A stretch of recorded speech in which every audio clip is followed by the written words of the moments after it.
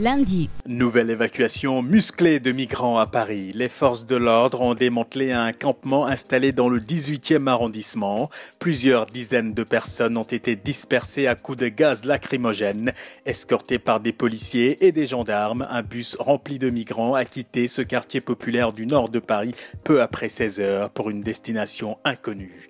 Les migrants qui s'étaient installés là ces derniers jours affirmaient y camper faute d'endroit où aller à la suite de l'évacuation le 2 juin dernier par la police du campement de la Chapelle, où près de 350 personnes, principalement des Soudanais et des Érythréens, s'entassaient depuis des mois dans des conditions indignes. Mardi.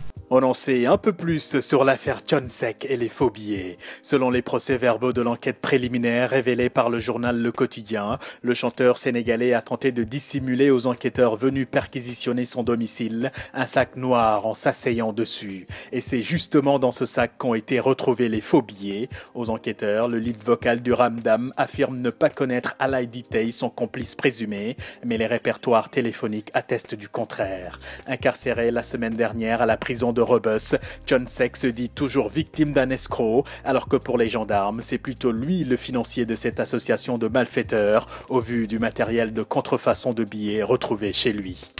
Mercredi. Ce match-là, il ne s'y attendait sûrement pas. L'attaquant du Barça, Lionel Messi, sera bien jugé pour fraude fiscale. La justice espagnole vient de rejeter son appel. Les juges du tribunal de grande instance de Barcelone ont estimé qu'il y avait assez de soupçons de fraude contre lui pour l'amener au procès. La star du foot est soupçonnée d'avoir bénéficié d'un montage financier complexe pour ne pas payer ses impôts en Espagne entre 2007 et 2009.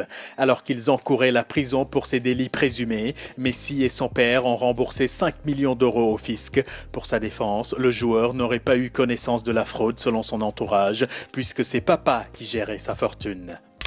Jeudi. L'Union fera-t-elle la force contre le terrorisme? Le Nigeria, le Tchad, le Niger et le Bénin ont décidé de créer une force d'intervention conjointe multinationale pour lutter contre les djihadistes de Boko Haram. La coalition sera dotée de plus de 8000 hommes, des militaires, des policiers et des civils. Placée sous le commandement du Nigeria, son quartier général sera installé à N'Djamena, la capitale du Tchad. Cette force militaire devrait être opérationnelle d'ici le 30 juillet prochain. Vendredi. C'est parti pour les premiers Jeux européens de l'histoire, version Jeux olympiques mais uniquement pour l'Europe. Honneur à l'Azerbaïdjan pour commencer. La cérémonie d'inauguration spectaculaire qui s'est tenue à Bakou, la capitale, a réuni pas moins de 6000 sportifs de 50 pays différents qui ont défilé sous le regard bienveillant des chefs d'État présents, dont le président azerbaïdjanais.